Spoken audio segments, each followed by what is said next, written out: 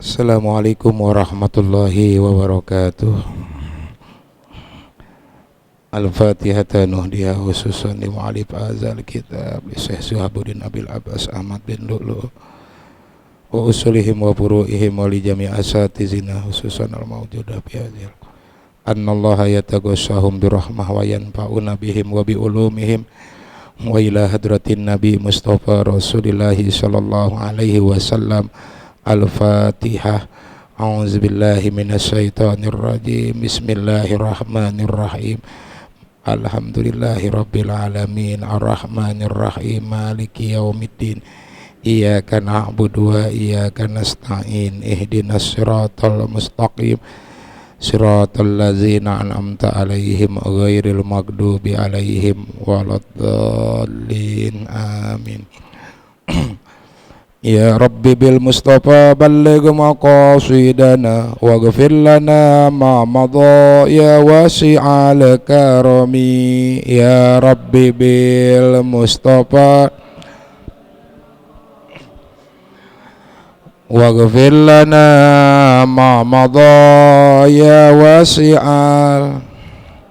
Muhammadun sayyidul kaunaini wa saqalaini wal fariqaini min urbi wa min ajami. Balligh maqasidana waghfir lana ma madha. Nabiyuna al-amirun nahi fala ahadun abarra fi qawli la minhu wala na'ami. Ya Rabbi bil Mustafa waghfir lana ma madha. Huwal habibul ladzi turja syafa'atuhu likulli haulim minal ahwali muqtahimi. Ya Rabbi bil Mustafa balligh maqasidana waghfir lana ma madha ya wasi'al. Bismillahirrahmanirrahim. Alhamdulillahil fattahil jawad al-mu'ini ala tafaqquhi fid dini man ikhtarahu minal ibad. Allahumma salli wa sallim ala sayyidina Muhammad wa ala alihi wa sahbihil amjad. Salatan wa salaman nafuzu bihima yaumal ma'ad. Amma ba'd. Faqad qala al-musannifu rahimahumullah wa nafa'ana bihi wa bi ulumihi fid dharaini amin ya rabbal alamin wa radhiyallahu anhum. Halaman 21. Halaman 21. Baris ke-11, tapi ngitungnya dari bawah. Kalau dari atas kepanjangan tuh, ngitungnya dari bawah aja. Waya juzu lil mukimi. Ayat tuh 45 11 12 kalau nggak satu barisnya tuh dari bawah ngitungnya. Waya juzu lil mukimi al jam'u takdiman limatorin ya bulus sauba bisartin ayyaksida jama'atan fi masjidin ba'idin wa ayyujadal matoru inda ibtitahil ula wal farog minha wa ibtitahis saniyah ila akhirih. Masih ngelanjutin tentang masalah sholat jamak. La'ala shawab kalau kagak salah 2 minggu yang lalu cerita tentang jamak takdim dan jamak takhir. Yang pertama yaitu jamak takdim, menggabungkan sholat zuhur dengan asar, menggabungkan sholat maghrib dengan isya. Sholat asarnya dikerjakan di waktu zuhur, atau kerja sholat isyanya dikerjakan di waktu maghrib atau maghrib. Tapi itu ada persyaratannya kalau jamak takdim. Kita pengen sholat asar di waktu zuhur atau pengen sholat isya di waktu maghrib, syarat pertama adalah mesti niat jamak. Tapi niat jamaknya ini enggak diharuskan ketika takbiratul ihram, enggak. Niat jamaknya itu berada ketika kita lagi melaksanakan sholat yang pertama tuh. Kalau kita lagi sholat zuhur sama asar jamak takdim, berarti niat jamaknya itu ada ketika kita lagi melaksanakan sholat zuhur sebelum mengucapkan salam. Kalau kita jamak antara maghrib sama isya, jamak takdim, niat jamaknya itu berada ketika sholat maghrib sebelum mengucapkan salam. Contohnya, kita mau sholat Jumat, mau sholat jamak takdim nih, berhenti di rest area waktu zuhur, kita pengen jamak tuh sholat asar, kita lakukan setelah sholat zuhur, kita pengen jamak. Ketika takbiratul ihram kita nggak niat jamak, nggak masalah, niat sholat biasa aja, usolli fardhu zuhri seperti biasa tuh. Kemudian pas rakaat kedua sholat zuhur, baru terlintas dalam hati kita, saya niat menjamak takdim zuhur dengan asar, sah tuh. Udah begitu doang. Ntar pas waktu asar nggak perlu niat jamak lagi, arti nggak perlu, nggak wajib, udah sholat asar niat biasa aja tuh, niat biasa aja. Kecuali kalau kita ingin qashar, baru wajib niat qashar ketika takbiratul ihram, udah diterangkan tuh sebelumnya bab qashar tuh. Atau ketika kita lagi sholat zuhur, baik sengaja ataupun karena lupa, kita nggak niat jamak, kita sholat biasa, sholat zuhur, Allahu Akbar, niat sholat zuhur. Rakaat kedua belum ingat, rakaat ketiga belum ingat, pas rakaat terakhir lagi at-tahiyat sebelum salam ingat, lah iya kan gue lagi di jalanan nih. Nah, dalam hati jangan pakai ngomong batal, batal dalam hati tuh. Lah kan gue boleh jamak nih, saya niat jamak takdim zuhur dengan asar, sah tuh, niat jamak terbentis aja di dalam hati tuh sebelum mengucapkan salam ketika sholat zuhur, niat jamaknya tuh. Maka nanti ketika sholat asar nggak wajib lagi niat jamaknya, walaupun kita niat sholat asar sholat biasa, sah hukumnya tuh, walaupun sunnahnya niat jamak. Contohnya lagi maghrib yang paling banyak jamak takdim tuh, berhenti di rest area, kalau emang punya duit pergi-pergian tuh berhenti di rest area tuh. Pas di rest area sholat maghrib, takbiratul ihram sholat, kita berjamaah, akam sih anak kampung situ, kita sholat berjamaah, pas takbiratul ihram kita belum ingat, rakaat pertama belum ingat, rakaat kedua belum ingat, pas rakaat ketiga sebelum salam kita ingat, wah iya kan gue pengen jamak. Nah, dalam hati tuh terbesit niat, saya niat jamak takdim maghrib dengan isya. Nah, itu aja udah sah, habis itu salam tuh.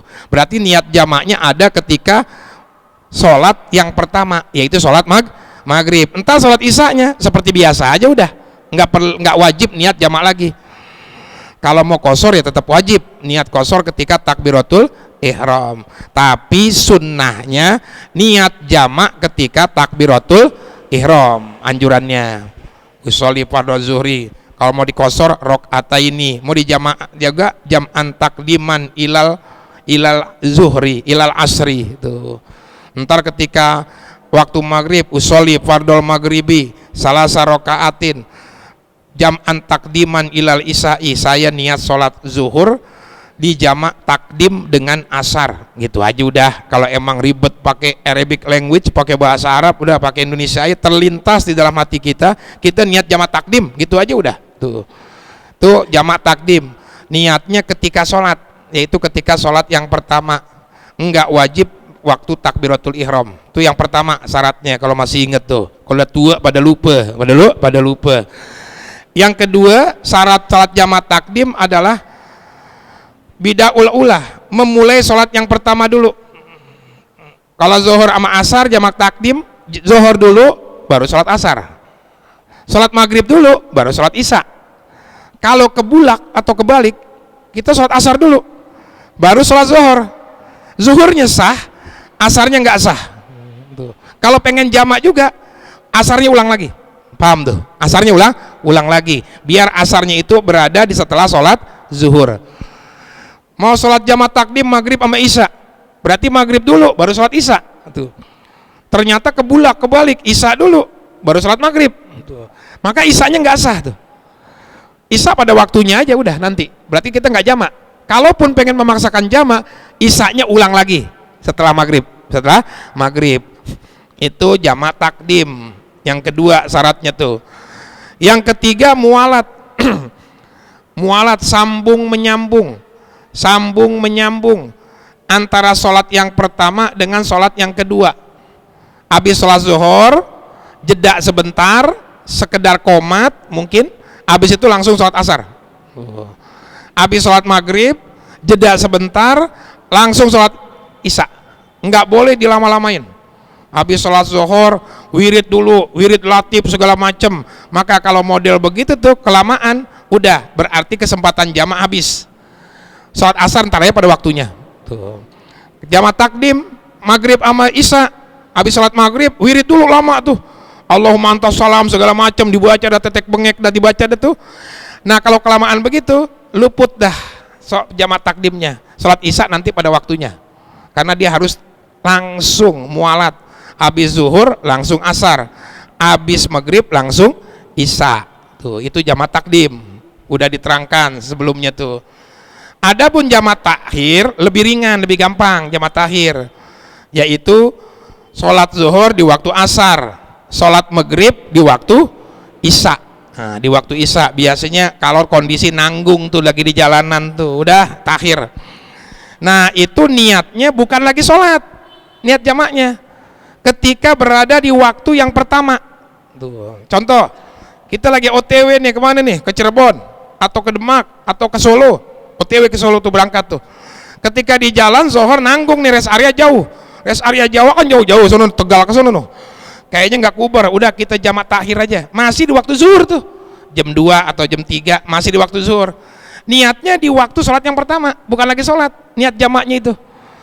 Niatin aja udah, saya niat jamak takdim, saya niat jamak takhir, atau saya niat mengakhirkan sholat zuhur di waktu asar dengan jamak takhir, gitu aja udah. Walaupun niatnya itu lagi di bus, lagi di sofa bus, lagi begini aja, lagi megang HP. Kemudian pimpinan rombongannya ngomong dah tuh, takhir, kan biasa teriak tuh yang model begitu tuh. Jamak takhir, niat.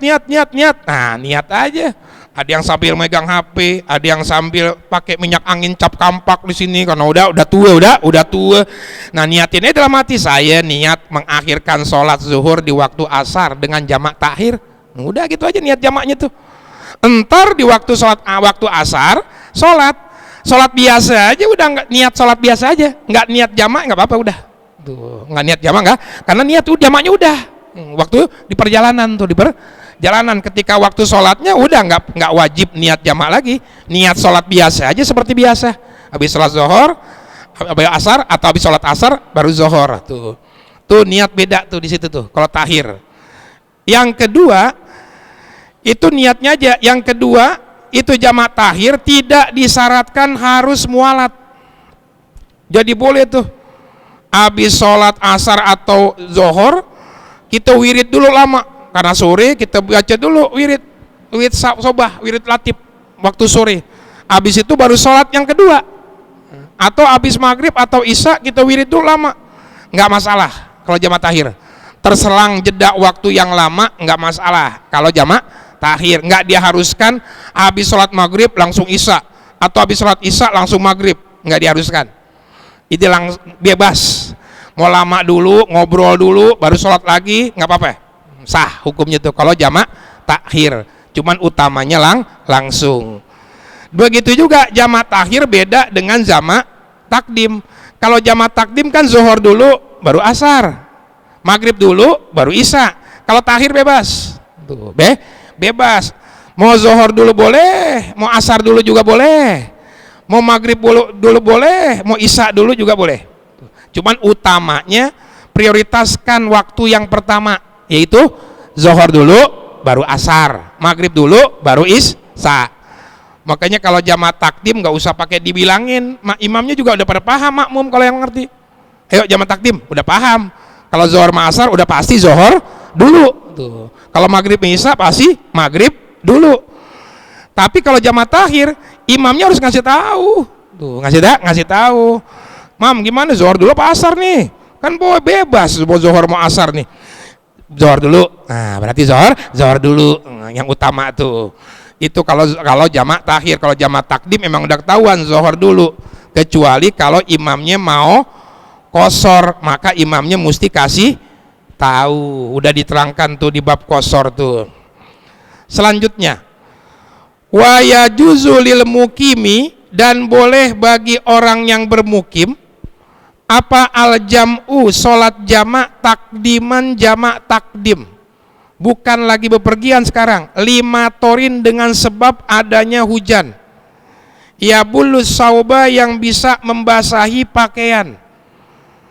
Jadi boleh disebabkan karena hujan, walaupun kita lagi nggak kemana-mana, posisi kita lagi di masjid, posisi kita di masjid nih, pas zohor hujan, misalnya pas zohor hujan, boleh jamak takdim. Tapi jangan sampai sini doang kan nih ngajinya ya. Ntar hujan, oh boleh jamak takdim, misalnya boleh tuh. Ini tapi bisartin dengan syarat, ada syaratnya. Yang pertama, ayaksida jamaatan. Dia bermaksud pengen sholat berjamaah. Nah, sholatnya diberjamaahkan. Berbeda kalau sholatnya sendiri, nggak boleh di jamak takdim kalau kondisi hujan. Pi masjidin ba'idin, masjidnya jauh dari rumahnya. Tuh, dari rumahnya, jauh dari rumah. Umum jauh, kegaliban umum lah. Kalau kita mah deket-deket banget dari masjid. Udah begitu ada mizola lagi, ada umbrella, ada payung tuh. Wa ayyu jadal matoru indab titahil ula wal parogi minha. Syarat selanjutnya, hujan masih turun ketika memulai sholat yang pertama, yaitu sholat zuhur. Zuhur tuh, atau sholat maghrib. Wal parogi minha, dan ketika selesai dari sholat yang pertama.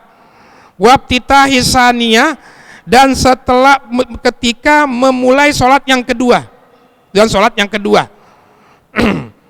Wa yustarotu ma'azalika mataqaddama pijam is-safari takdiman, dan disyaratkan di hal tersebut keterangan yang terdahulu di jamak takdim di perjalanan.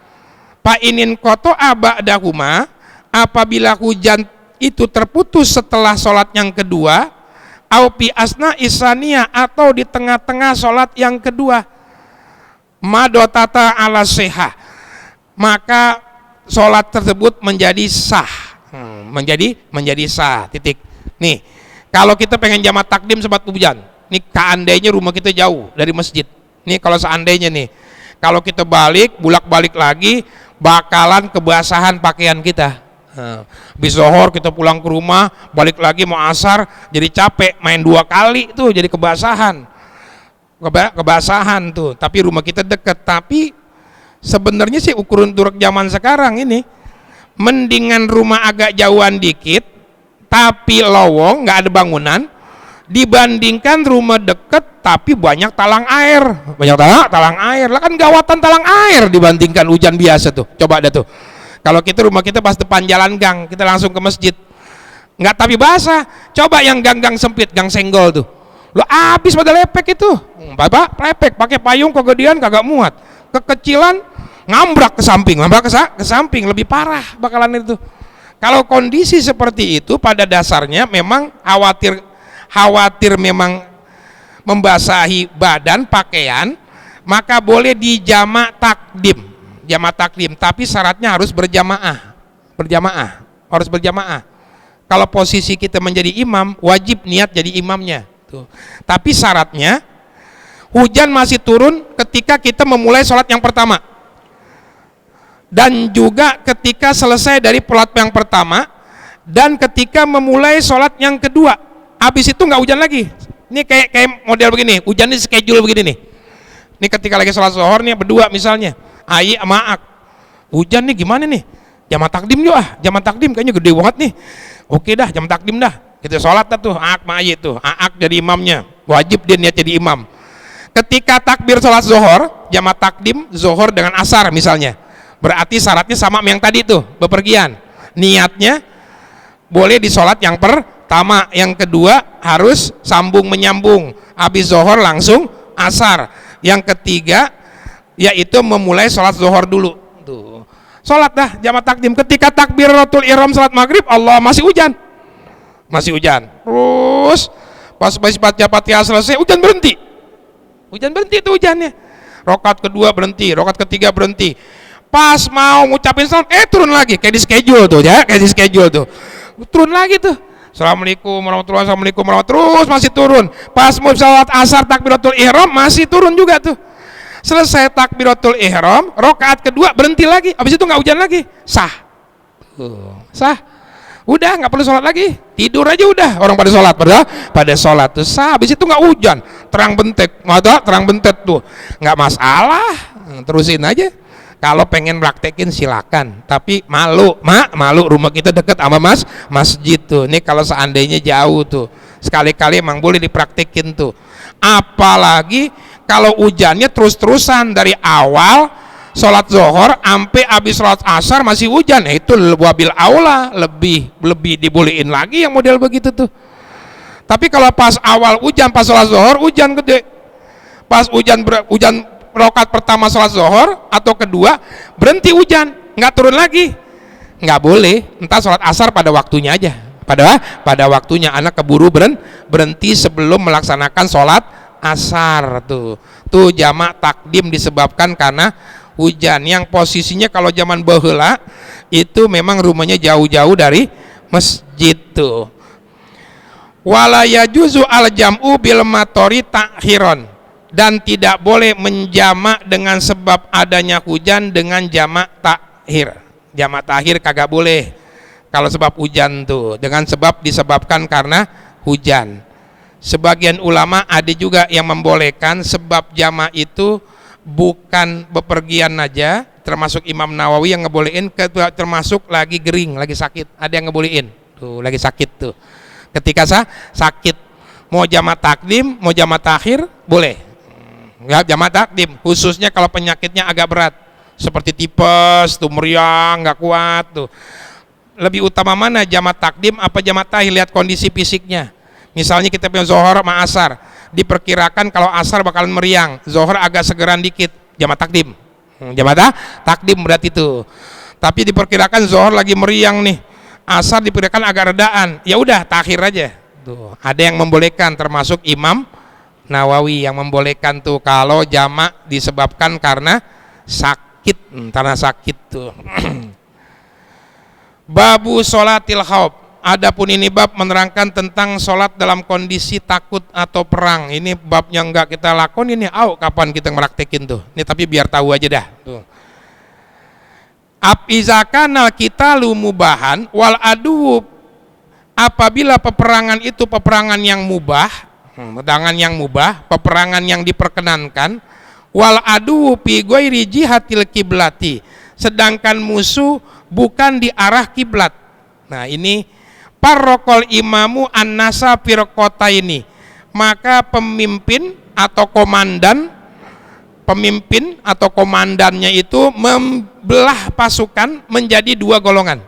Ini kalau lagi terjadi peperangan, seandainya ini saking dianjurkannya sholat berjamaah, sampai ketika perang aja sholat berjamaah tuh. Ini masalah sholat berjamaah ketika perang, lagi perang aja dianjurkan tetap sholat berjamaah sampai diberikan keterangannya itu, dan yang pernah dialami oleh Rasulullah.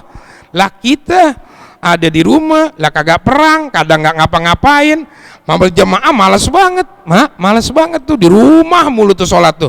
Mukanya kalau ente mah sholat di rumah mulu, kata guru kita udah pakai mukena aja, mukena aja udah kayak orang perempuan tuh. Kalau emang malas berjamaah tuh. Ini lagi perang, saking dianjurkan berjamaah sampai kondisi perang pun masih dianjurkan berjamaah. Cuman ada caranya. Sebab kalau mereka berjamaah semua dengan seperti biasa kita normal, enak banget musuh ngeberondong senapannya. Tuh, makanya ada caranya dia. Nah, tergantung musuhnya. Fi ghairi jahatil kiblati, kalau musuh bukan di arah kiblat. Ini sono musuhnya di sono, ada di kerobokan. Musuhnya ada di kerobokan seandainya musuhnya tuh. Parrokol imamu an-nasa firqota ini, maka komandannya membagi jamaahnya itu jadi dua kelompok. Dijadiin dua kelompok tuh. Firqotan fi wajhil adui, kemudian satu kelompok ngadep ke sono, nggak sholat, megang senapan tuh, ngejagain di sono. Wa firqotan fi wajhil adui, firqota ini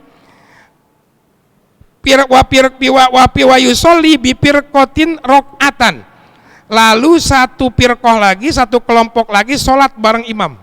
Misalnya nih jumlah pasukannya ada 50, yang 25 ada 100, yang 50 jagain musuh ke sono, jagain musuh ke arah kerobokan, membelakangi arah kiblat tuh, jagain pakai senapan, pakai beceng tuh. Nah yang 50 lagi tuh ngikut imam berjamaah. Nih kalau seandainya sholatnya sholat subuh, sholat tuh yang ngikut imam tapi nggak 2 rakaat, rokatan, serokaat doangan tuh, serokaat ngikut bareng takbiratul ihram bareng imam. Fa iza qoma ila saniyati, ketika udah sujud kedua nih imam, bangkit rokaat kedua nih imam, nawau muparokatahu, lalu ini makmum niat muparokoh, berpisah dari imam. Niatin aja saya niat berpisah dari imam, jadi duluan. Nah duluan tuh, sedangkan imamnya dilambatin bacaannya, lambat terus dipanjangin tuh bacaannya tuh imamnya tuh. Wa atimmu munfaridina, lalu mereka sholat masing-masing. Nah, rakaat kedua masing-masing tuh sholatnya masing-masing, tahiyat akhir. Habis itu wazahabu ila wajhil adui, lalu mereka keluar langsung. Jangan pakai wirid, udah gantian, enggak gantian langsung. Wirid itu sambil jalan aja dah tuh. Lalu mereka bubar, gantiin kelompoknya 50 yang jagain sono tuh, digantiin aplusan tuh.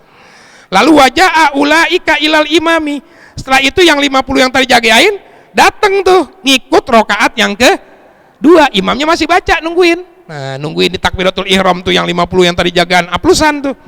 Ilal imami wa huwa qaimun fis sholati yaqra'u, sedangkan imam masih posisi berdiri di rakaat kedua sholat subuh sambil baca surah yang agak panjang, nungguin kelompok yang jaga tadi kebagian takbiratul ihram, bagian takbiratul ihram. Payuhrimuna, kemudian mereka takbiratul ihram tuh yang kelompok yang tadi kagak ngikut rakaat pertama. Wa yamkusu lahum biqadril fatihati, imam nungguin dulu seukuran Fatihah sampai dia selesai takbiratul ihramnya, karena kalau nggak begitu nggak kebagian serakaat. Sedangkan yang tadi mereka udah bubar duluan tuh. Wa suratin qasiratin, dan surat yang pendek. Fa iza jalasat tasahuda qamu wa atimu li ampusihim. Nah ketika lagi tasahud akhir tuh imam rakaat kedua, mereka diri, nggak niat muparokah, nggak diri rakaat untuk nambahin serakaat lagi tuh. Wa yutilu huwa at-tasahuda, sedangkan imam manjangin tasahudnya. Summa yusallimu bihim, lalu kemudian baru imam nungguin tuh makmum yang tadi yang kelompok kedua itu rakaat kedua, nungguin sampai selesai, lalu baru imam salam bersama mereka.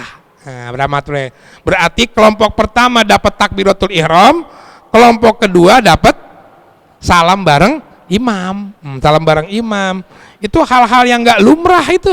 Kalau dipraktekin di kita mah kagak boleh. Lagi itu kondisi aman tuh. Ini kalau kondisi perang model begitu tuh. Fa ingkanat magriban, kalau sholatnya sholat maghrib, sholabil ula rokataini, kelompok yang pertama sholat 2 rakaat, wabisaniyati rokatan, dan rokaat kelompok yang kedua 2 rakaat. 2 rakaat.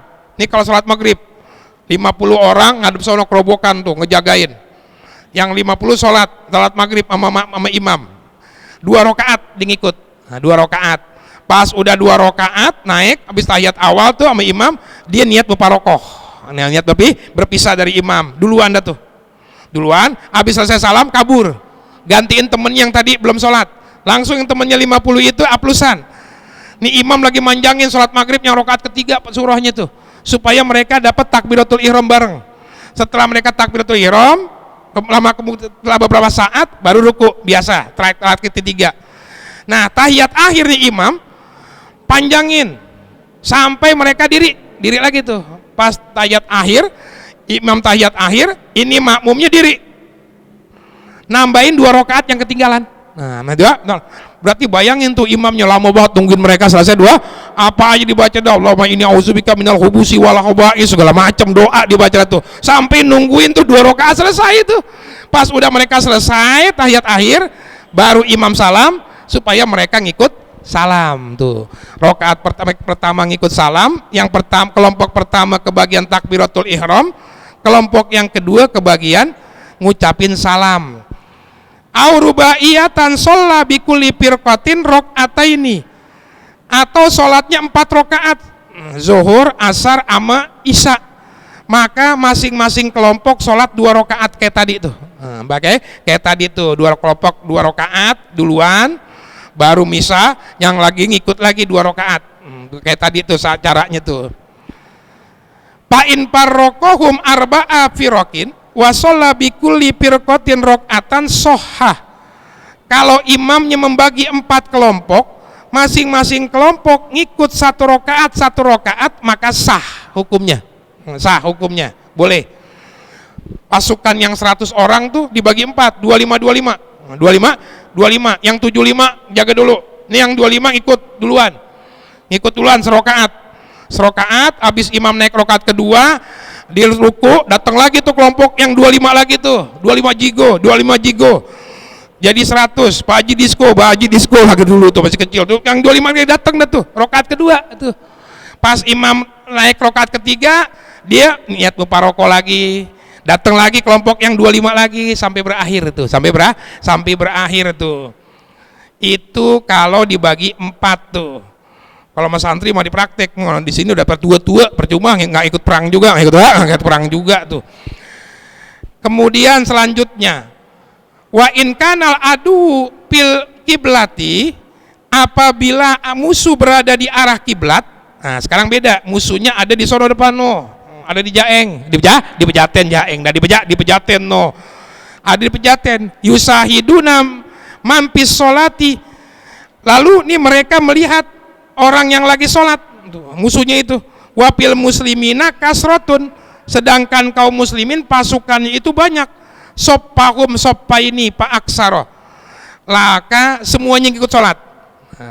Karena ini musuhnya kelihatan tuh, nggak kelihatan di depan imam, di depan jamaah, jadi semuanya ikut sholat. Ntar gimana kalau lagi sujudnya, kan nggak ada yang ngelihat, ditembakin. Nah ada caranya, sholatnya beda dikit caranya di sholatnya. Wa ahroma wa roka'a wa ropa'a bil kulli. Jadi dibagi itu 2 barisan, 2 sop, ada 100, gocap dibagi itu. Kemudian rokaat pertama takbiratul ihram bareng semuanya tuh. Wa roka'a, kemudian ruku bareng, karena masih posisi berdiri enak, masih kelihatan. Wa ropa'a, ketika i'tidal juga bareng bilkul. Cuman Pak Iza sajadah ma'ahu asopul lazi yalihi. Ketika imam sujud, semuanya jangan sujud. Kalau semuanya sujud, tembakin dari jauh, nggak ada yang jagain tuh. Maka yang barisan pertama ikut sujud, barisan yang kedua diem aja i'tidal lama diem aja nungguin tuh dia selesai pada sujud tuh di bawah tuh. Kemudian wastama rosopul akhir ko iman, sedangkan barisan yang kedua tetap berdiri i'tidal tuh. Fa iza rofa'u ru'usahum sajada asopul akhir summa yarka'u wa yarfa'u bil kulli. Kemudian ketika imam sama jamaah makmum yang sop yang kedua ini yang pertama ini udah selesai rakaat pertama, naik kan di i'tidal tuh, pas udah naik baru di ruku, baru di sujud tuh, paham gak tuh? Baru tuh yang barisan yang kedua sujud. Nah ketika sujud naik lagi rakaat kedua, nah kayak tadi lagi tuh, ruku bareng lagi beramai-ramai tuh, waroyal pa'ul kulla, lalu i'tidal bareng lagi. Cuman Pak Iza sajadah ma'u asopul lazi harosa awalan wa harosa asopul akhor. Cuman ketika sujud gantian sekarang. Tadi kan sop pertama yang sujud ngikut imam duluan. Nah sekarang sop yang kedua, sop pertama kan gantiin, jagain tuh, megang senapan tuh, jagain tuh, ngikut tuh, jagain tuh. Ketika selesai sujud naik, nah sop yang pertama yang tadi i'tidal baru sujud tuh. Pak Iza rofa'u sajadah sopul akhor. Wa yundabu hamlus silah, dan sunnah memegang senjata. Fi sholatil khaufi, ketika sholat dalam kondisi perang, sambil megang senjata, sambil beceng diginin tuh, diginiin senapan, apa namanya tuh, kalau bawa apa namanya tuh yang gede tuh namanya basoka, bawain basoka di belakangnya tuh, di belakangnya bawa senapan semuanya tuh, kalau memang dalam kondisi perang tuh. Itu kalau memang perang belum berkecamuk. Gimana kalau berkecamuk? Taruh break dulu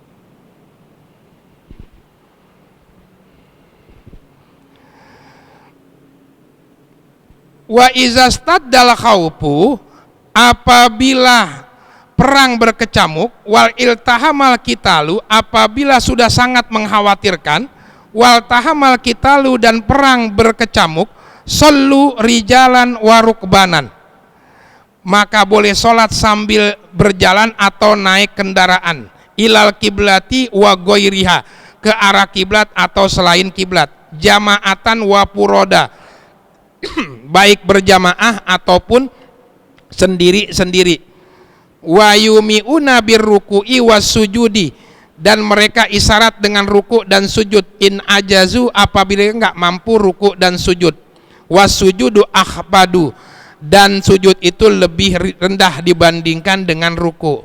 Nah, beda kalau dalam kondisi udah danger, udah bahaya, udah berkecamuk, udah main tembak-tembakan, udah main adu senapan senjata, ternyata masuk waktu zuhur.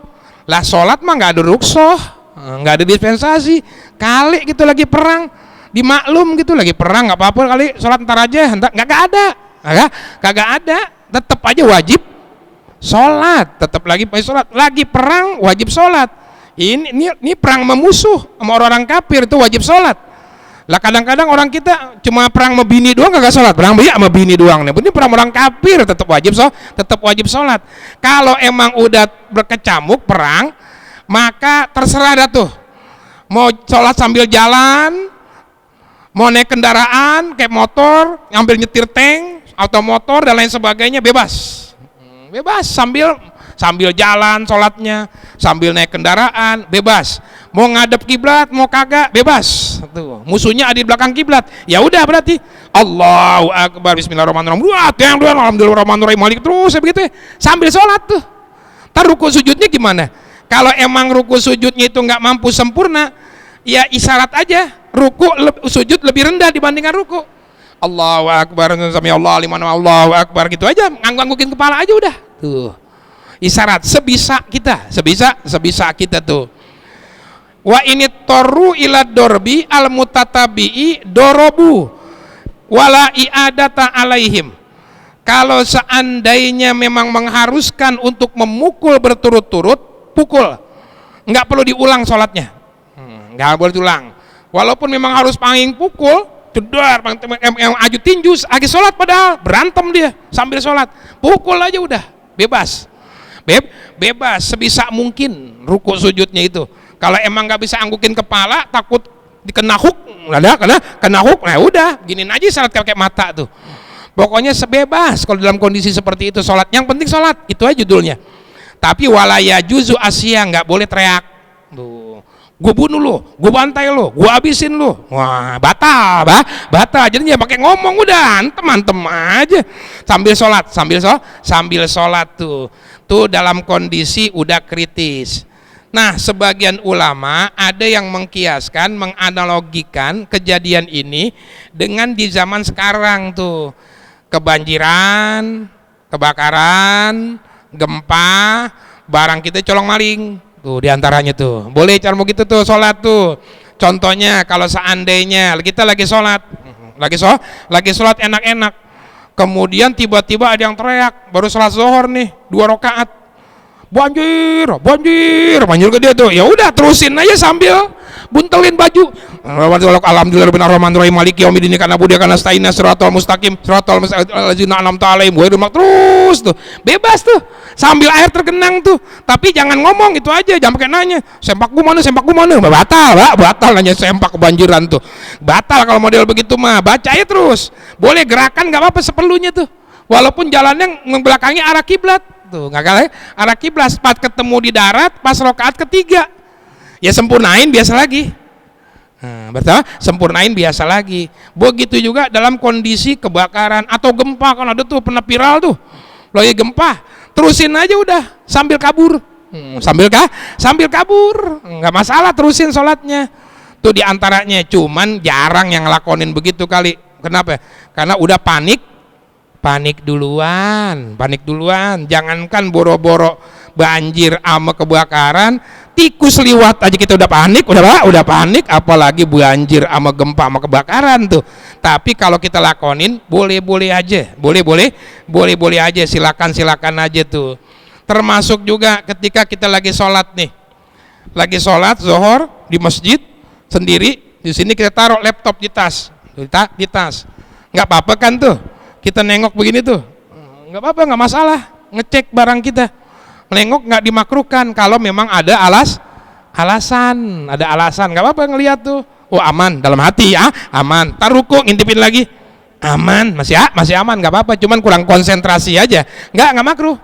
Tuh, termasuk kita punya bocah, emaknya nggak ada, kemudian kita jagain, kita taruh aja di kasur, tuh, kita kasih mainan tuh, kita sholat, sambil ngeliatin, oh aman tuh. Kalau anak kita ternyata mainin plastik dagangan, masukin ke kepala, jangan didiemin aja, biarin di mati sahid, mati sahid, yang mati sahid malah sangitnya model begitu, buru-buru batalin sholat, malah selamatin tuh bocah, bocah sholat ada waktunya panjang, kalau nyawa kagak ada cadangan, nggak ada cadangan, nah selamatin nyawa tuh.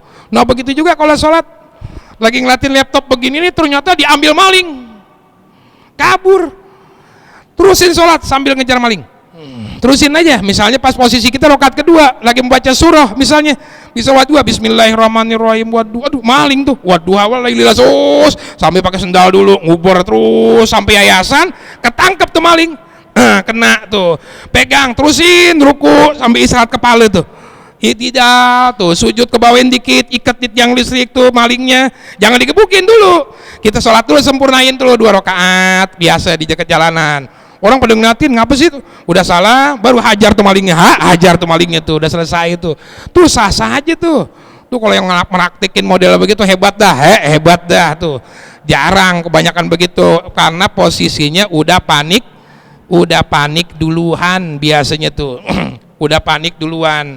Posisi seperti itu kondisi sholat dalam kondisi kritis tuh. Bab selanjutnya, babu ma yahrumu lubsuhu.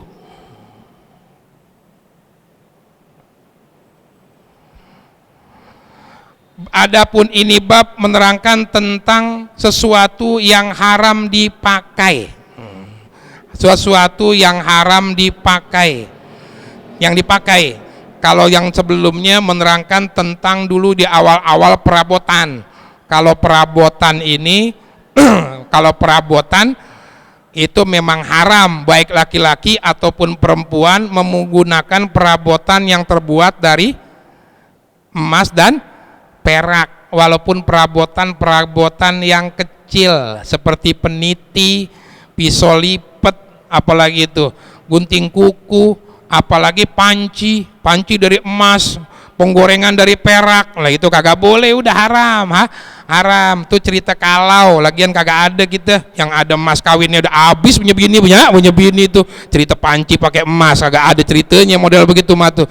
Makanya bab itu bab kalau tuh. Nah itu udah terangkan tuh, biasanya ada yang bangga banget punya gelas terbuat dari emas, teko yang original tuh dari emas, bukan hadiah umroh, itu mah sepuan yang aslinya haram kalau dipergunakan untuk minum, termasuk dari perak. Itu udah dijelaskan mau laki mau perempuan. Adapun perhiasan, pakaian perhiasan itu kalau buat perempuan halal hukumnya, nanti akan disebutkan tuh. Kalau buat laki-laki, ya rumu haram ala rojuli, bagi laki-laki lubsul haliri, mempergunakan sutra, memakai pakaian yang terbuat dari sutra, asli sutra, nggak ada campurannya, atau sekadar sutranya lebih banyak dibandingkan campurannya.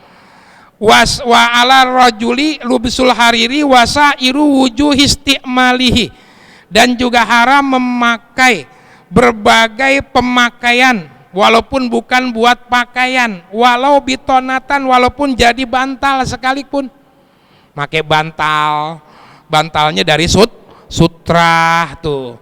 Tapi wa yajuzu haswu jubbatin wa mahiddatin wa parsin bihi, tapi boleh katanya tuh menambal jubah, dalaman jubah kan kadang-kadang ada tuh dalamannya tuh, yang di dalam ditambal, dimasukin ke dalam tuh. Kemudian juga ma'iddah, bantal, waros, nah itu waparsin, kemudian juga hamparan, bihi dengan sutra. Kan biasa kalau kasur kan dalemannya tuh, kalau zaman dulu kapuk tuh. Nah ini sama potong-potongan sutra dimasukin, nggak apa-apa, karena itu kagak kelihatan, kagak kelihatan di dalam posisinya tuh, termasuk juga bantal tuh kalau dipakai hukumnya haram. Tapi wayajuzulin nisa'i istimaluhu. Tapi boleh bagi wedon, bagi perempuan mempergunakan sutra. Tapi wakila yahrumu alaihinna ibtirasuhu.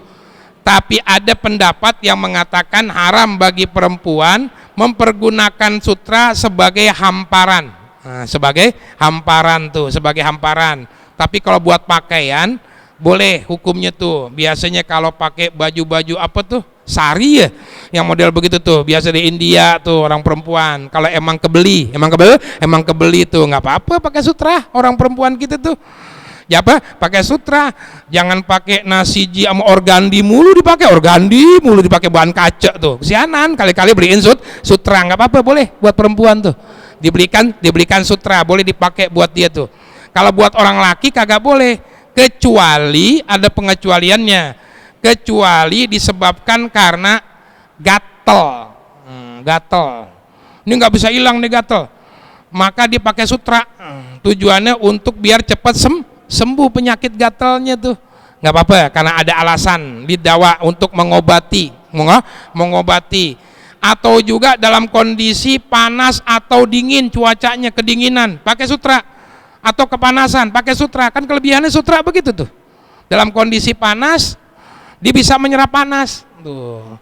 Kalau kondisi dingin bisa menahan hawa dingin, kelebihan dari sutra. Tapi sutranya itu sutra yang original. Nah, adapun kalau kebanyakan bahan campurannya kayak kain-kain yang bermerek tuh kan banyak tuh, yang 300, 500 itu mah sutranya kadang agak ada bacaannya doangan tuh. Itu mah bukan sutra. Ini yang kalau seandainya sutra asli yang kebanyakan, atau enggak semuanya sutra, cuma bahannya itu 60% sutra, di bawah 40%-nya bahan yang lain, itu masih nggak diperbolehkan tuh. Tapi kalau di bawah 50% sutranya, ini yang banyak, nah itu masih diperkenankan. Kalau orang perempuan boleh. Wa yajuzu lil wali ilbasuhu lis-sobihi malam yablug. Dan boleh juga kalau orang tua yang ada duit, ceritanya ada duit ini mah, bocahnya dipakein sutra. Kalau bocah boleh tuh, boleh. Bapaknya pakai batiknya ada bacaan 100% sutra, 100% sutra. Tapi belinya di kaki 5, udah nggak percaya, udah nggak percaya aja deh model begitu udah tuh 100% sutra tuh. Bapaknya kayak batik tuh, batiknya udah bukan sutra, cuma sutraan tuh. Anaknya pakai sutra beneran, bocah boleh, silakan aja. Boleh kalau bocah, nggak diharamkan. Boleh orang tuanya memakai pakaian bocah itu dengan sutra. Itu cerita tentang masalah sutra. Insya Allah kita lanjut pada 2 minggu yang akan datang, panjang lebar berkaitan dengan pakaian sutra ini. Wallahu a'lam bissawab. Al-Fatihah. A'udzubillahi minasyaitonirrajim. Bismillahirrahmanirrahim. Alhamdulillahirabbil alamin, arrahmanirrahim, maliki yaumiddin. Iyyaka na'budu wa iyyaka nasta'in. Ihdinas siratal mustaqim. Siratal ladzina an'amta 'alaihim ghairil maghdubi 'alaihim waladdallin. Amin.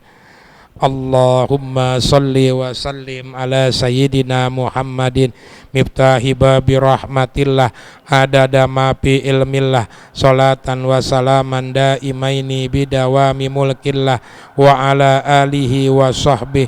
Allahumma ja'al fi ta'atika farahi wa sururi wa fi mardatika jami'a umuri.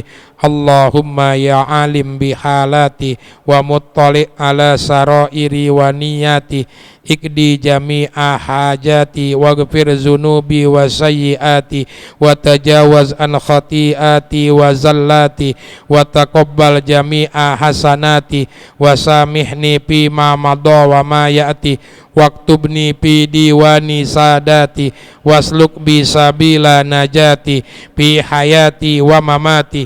Allahumma inni tami'un fi atak ragibun fi ridak mustaslimun liqadak faktubni min awliyak wasluk bi sabila hudak wa alhiqni bi asbiyak. Wa sallallahu ala sayyidina Muhammadin wa ala alihi wasallam. Alhamdulillah rabbil alamin.